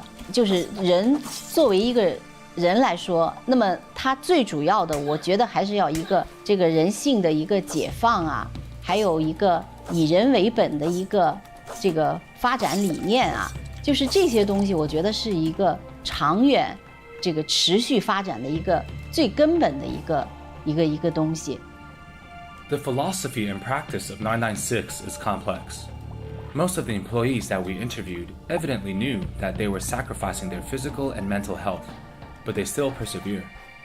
Heavy stress is weighing on young employees in This China due to 996 the thing immense kind of pressure they reminds me place on of themselves Monte to Vista a improve their little economic bit. position and social status. Little bit. There is hope for change as some companies Where it's like begin it's, to no one acknowledge says the you have extremity to, but of it's sort of like 996 and offer fairer working hours to the their employees. culture is However, sort of like although creates 996 has been brought to the public's this attention and has been expectation criticized for many that's years, hard to, the practice continues.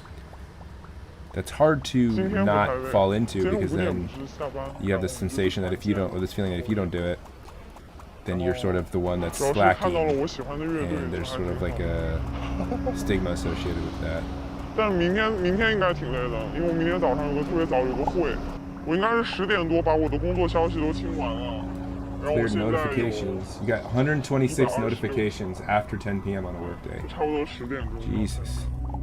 Take a break. 我现在的状态来说，就确实是没有什么生活，然后觉得也没有什么灵魂，就是比较麻木，然后包括就是。 This is where mental health problems come 以 into 前 play. 可能每天就是你的心可能没有这么的沉，就以前的那种感觉，就是我工作起来，我只是可能觉得稍微有点累，可能现在的这种感觉是，就是一直在往下坠，这种感觉。 Yeah, that's true. It's definitely true. I think that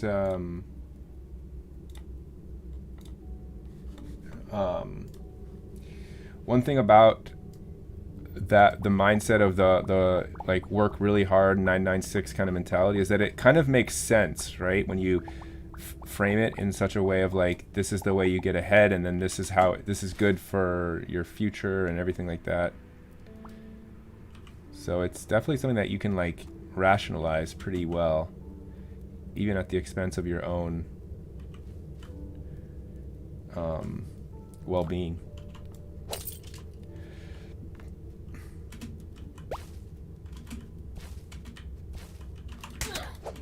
Jesus, jeez.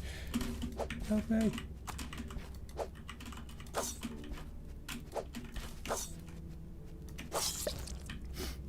I've been pretty lucky in my life to not feel like, I've had moments in my life where I felt guilty for not working harder, and for sure there are things that I probably could have worked harder on, and that might have helped me in certain regards.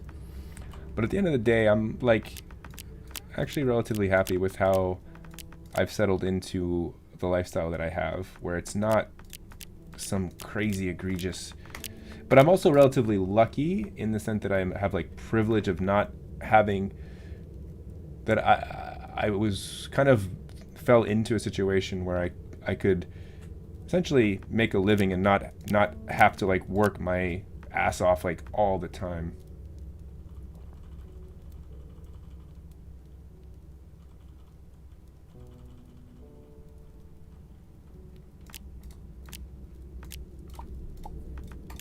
I think there's like two types of kind of having to work hard. There's the working hard where it's like actually you have to work like 2 jobs at minimum wage just to survive. Like that's one thing.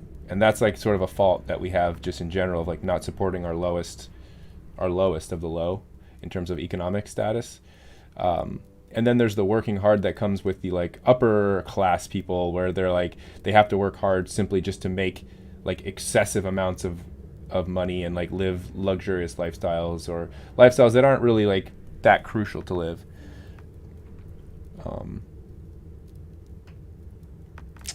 Where is my,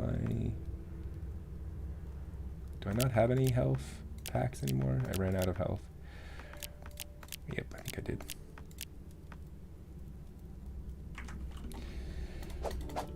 I mean, yeah, you could take the quiz if you want. I don't know why you would want to, but I don't know why that's fun for you. But I mean, hey, everyone's got their thing.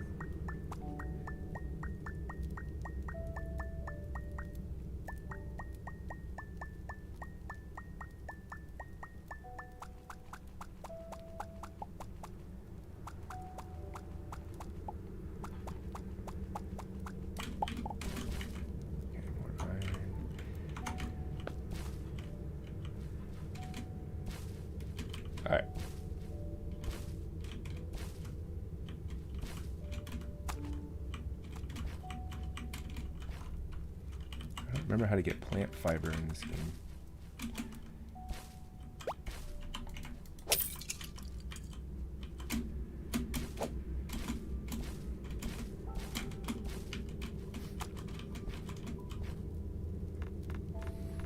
Okay, we're gonna have to call it. Rayma, what's up? How are you doing? Been a while.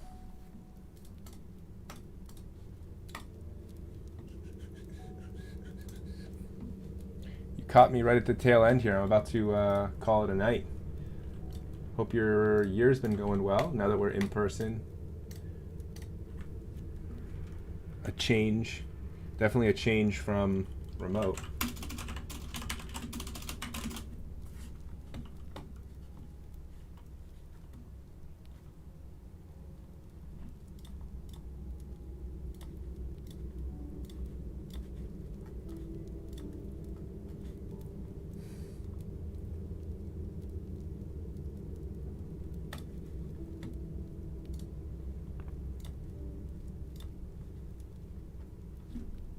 All right.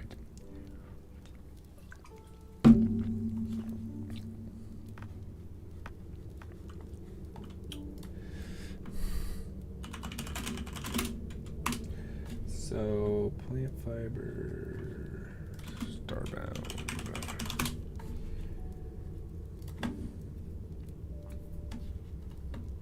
Breaking vines. Okay, so that's how I get plant fiber, breaking vines.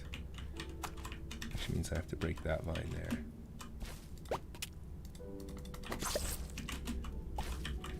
What's up, Aryan?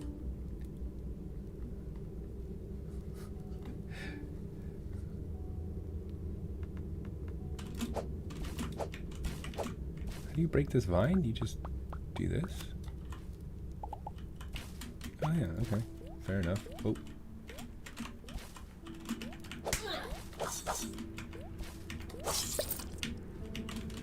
So now that can I craft salve in? I can.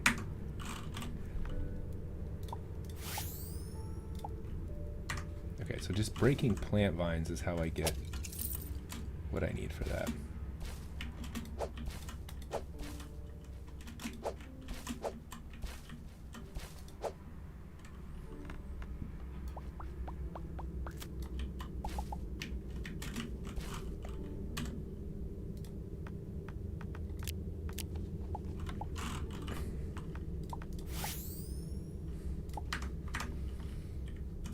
All right, I'm gonna call it a night, I think. So, unless there's any other last questions, Arian, unless you have a question, or if you're just coming in to say Mr. Jones poo for some reason,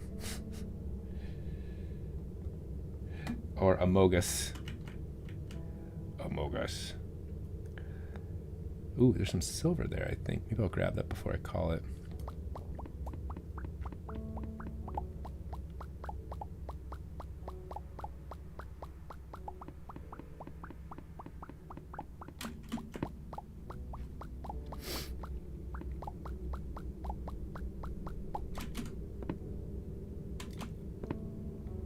The heck? What is this? Is this a crate that I can break open? No. What is this? Oh, it was a crate.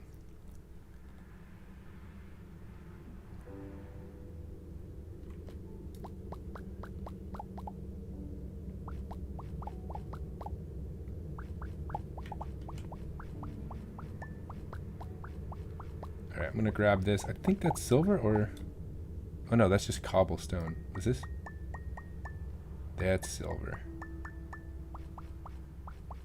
There we go.